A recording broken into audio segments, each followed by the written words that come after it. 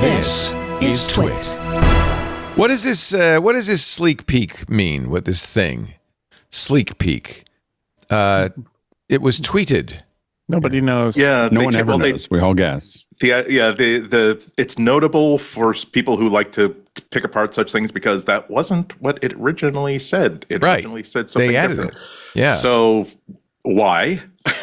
And as you let off the show with, we have the world has nothing else to talk about. Apple. It's speculation because it's the quiet week. Yeah, Monday. Micah Sargent and I will do the keynote. We'll be doing it all day. Yeah, we're bringing our lunch. Literally, Micah is getting a lunchbox, as am I. I will say when you look at the logo, one way to interpret because it's like it's like frosted glass. And only at the bottom of the Apple logo, there's some color, and then there's the WWDC 25 like rainbow sort of logo type. Now, one way of looking at that is that it's reflecting it's reflecting the light or like lensing the light from below. Another one is that people inside Apple are so shocked at the state of affairs in system software and artificial intelligence that the color has literally drained from like their faces. They're pale. I like how the colors are. All six colors are kind of cycling at the bottom. Very pretty. That's very pretty. Obviously, I'm going to think that they're going to talk about. It seems premature, the extra slim iPhone that has been rumored for the fall. It's going to be. What do they mean? The design. They're going to say it's a sleek glass-based solarium design, and so that's what it is. It's a peek at the new. So instead of lickable, it's slickable. Does that mean we're kind of going almost back to the Aqua?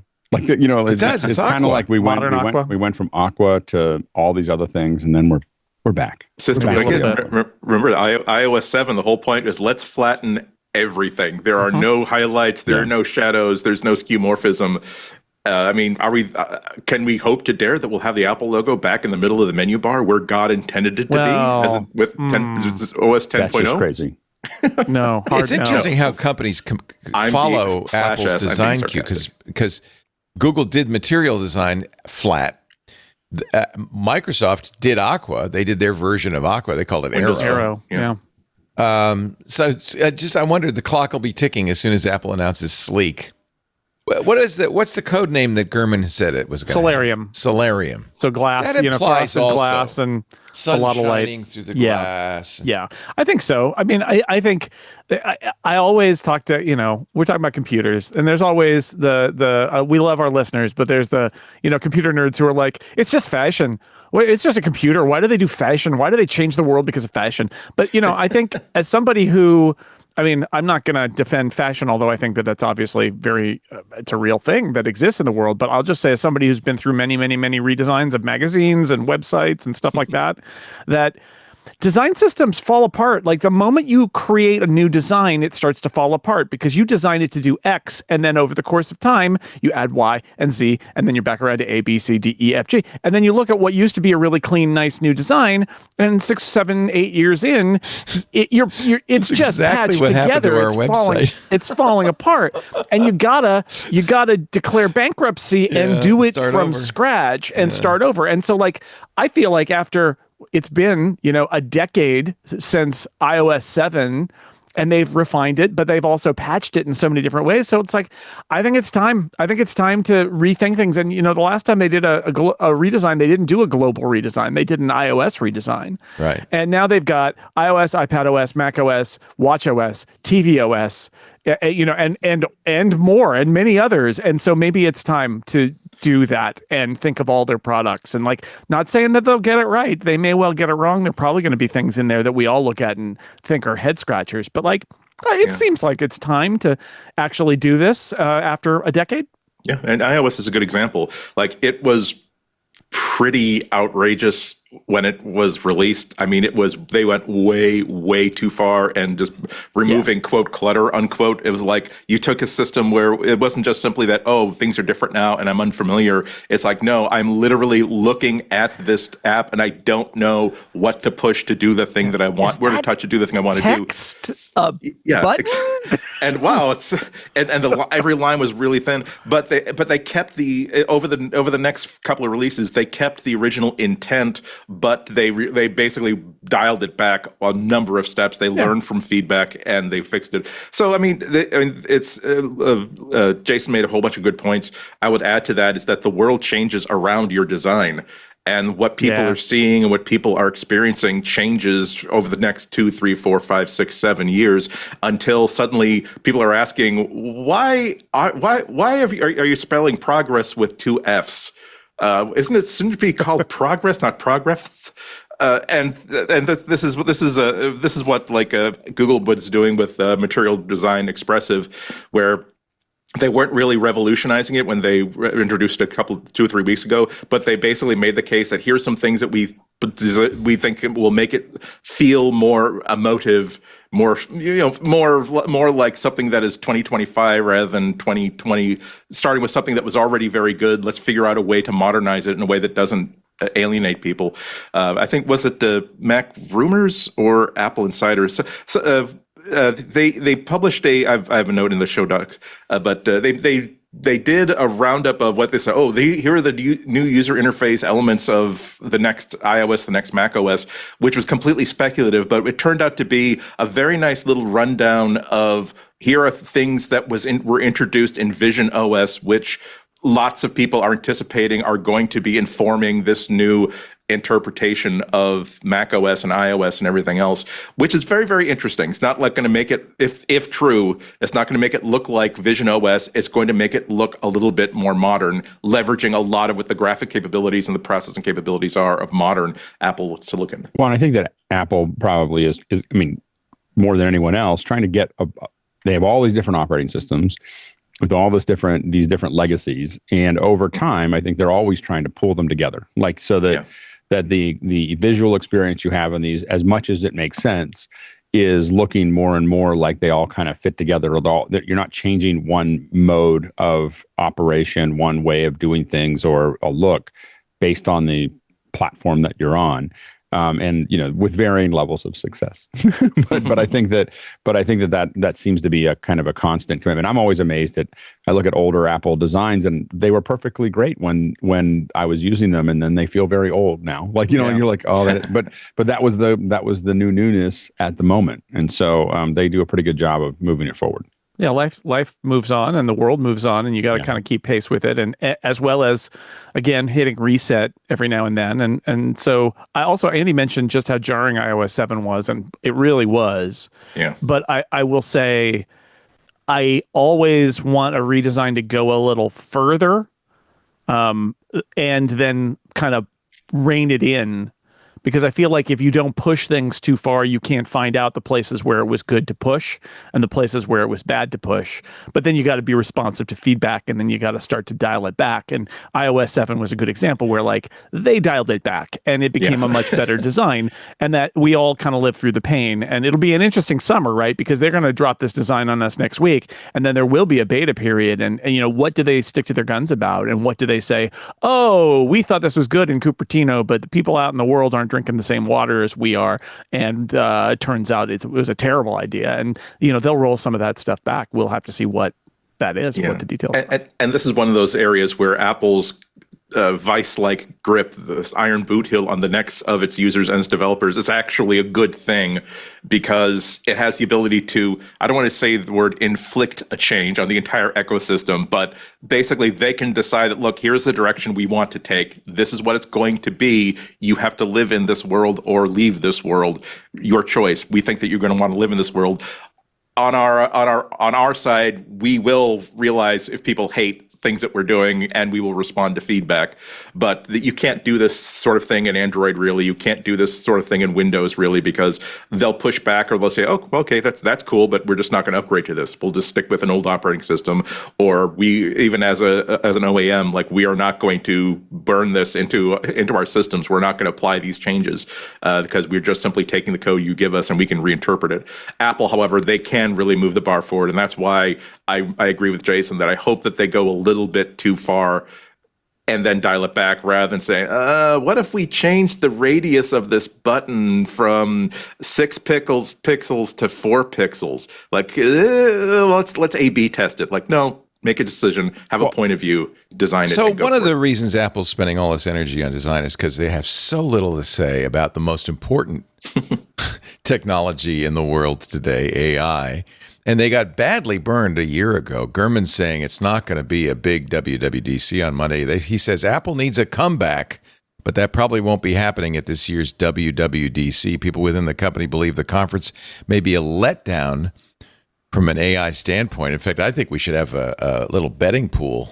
I hope it is. How much AI is mentioned at all. I know I say this every week, but I just don't think it's that important for Apple to have this done right now. Like, I think that over time they have to figure out how to build it into our experience. And there's all kinds of advantages they can take with local LLMs, with the secure LLM that they're working on with. But what I'd love to see more of is how are we going to allow you to get to ChatGPT faster or integrate it more into what you're doing, or Claude or whatever it is. I'm more interested to see Apple talk about integrations than I am talking about what they're going to do, because I'm using AI every hour of every working day, for something. And it's just a constant flow of AI, and I'm doing it on my Mac. I'm doing it on my phone. Like, I don't need anything from Apple right now in this area. So I think that but that's like saying I don't need anything from Apple anymore. I've got Android. I mean, they need to have a play in this. It's not getting them any money if you use ChatGPT. It's taking you out of the ecosystem. The key is if they integrate it well, it's not necessarily taking them out of the ecosystem. I think that their larger plan of being able to take advantage of the fact that there's a certain level of privacy and there's a certain level of control that they would have and that I would have as a user in the long-term play of what they're doing. But that's going to take a lot of work to get done. And I just think that there's a lot. I don't think anyone's leaving the iOS, their Macs or their iPhones or anything else anytime soon. The lock-in is so deep for most people, not all people, but for most people, that Apple's not they're not in the same rush. For Google, I think it's an existential threat because Android's cute, but most of their money, like when you do any Google event, their money is made on ads. Let's be clear. All the other other stuff is not a product for them. Android is right. So ChatGPT is an existential threat for Google. They have to do what they did at Google I/O because they will be dead very fast if they don't. Apple, I don't think, is in the same position. I think that Apple could go 2 or 3 years and figure things out and make sure that the integration works. And do you no think one's Apple's going anywhere. concerned? Where are we going to go? I mean, seeing Johnny Ive and Sam Altman hanging out in a bar together, creating something that probably is a hardware device I think that a lot of Apple users are kind of over Johnny Ive. Like, I just don't think I don't think any of us really care. Like, and I think he ruined our keyboards and messed up our computers. And, without Steve, I think that the magic was Johnny Ive plus Steve. I think Johnny Ive by himself, I don't think any of us are like, oh, let's see what Nobody's Johnny going, did. Johnny Ive plus Sam Altman. I'm not saying he's not a smart guy, but without the limitations that Steve put on him, I think that I haven't seen anything else that he's done that has been compelling. So Leo, I think 3 things for us to look for regarding AI at WWDC. Good. And I think what you're talking about is one of them, which is Apple Intelligence, right? So Apple Intelligence, that's the real open question: is do they soft pedal it? And they're like, look, we're still working on it, but they're not, or because they may have some new models. What Gurman has said actually is not that Apple is way behind in their own models. Actually, what Gurman has reported is that Apple is not pushed itself ahead of the leaders, but that Apple feels that it's got models running internally that are close to the level of the ChatGPT models. And who knows if that's true or not? Somebody talks to Mark Gurman and says that to him, so maybe we'll believe that. But so that is a question I have: is like, are there new models? Are the new models better? Do you say we've improved our models a lot? Do they show, hey, Image Playgrounds doesn't make horrific images anymore? It looks a lot better now. There are things that they can do, and that's the home-baked stuff that ultimately will be table stakes. You need to have a good model that is a foundational model, mostly because of number 2, which is how do app developers get access to Apple's models or other models? And I think that for a WWDC, which is supposed to be a developer conference, I think that's actually really important. And if you talk to developers, they're like, yeah, it'd be really nice if I could use Apple's LLM to summarize content in my app or generate an image or do stuff. And currently that stuff is not a developer story. It's all basically just for Apple. And so this year they could say we're improving our models and our app developers can use our models now for free on device or maybe even private cloud compute, but starting on device. That's a great message. And that's AI message number 2. And number 3 is what Alex wants, which I think is something to definitely watch, which is, are there new partnerships? Because one quick way that Apple can diffuse a lot of the tension about Apple's AI strategy is to say, not only are we building our own models, but it already works with ChatGPT. That integration is deeper. We're also adding Gemini. We're also adding maybe some other partners as well. You can choose the one you like. You log in, you use your subscription or credits or whatever, and the job is done. And so those are the 3 parts. And that means I think that there's a substantial AI portion of the keynote, but it's in those different areas, and some of it I think needs to be Apple saying it's not, don't put this all on us. We're also going to be a really good partner for those guys over there, whoever they might be. And if they said in a developers conference, here is Claude totally integrated into Xcode, and we've trained it all. There's a specific model that we've trained against all of our documentation, against all of our, we've very specifically worked on making sure that Claude has all the information you need. They put that in the State of the Union, though. They put that in the afternoon. Yeah, they may, keynote. but I'm just saying that as it may not be the keynote, but the point is they mention it though. They might mention it. Yeah, that'd be a big mention. But having that completely built into it so that people can, build quick. You think Sam Altman, Sundar Pichai, and Satya Nadella will walk on the stage with? I just think I think that they could contrasting colored polo shirts with the Apple logo on them. Yeah, I think it was interesting because at the Microsoft event they did have Elon Musk and Sam Altman. Remember, this is all pre-taped, but Sam was there last year when they announced.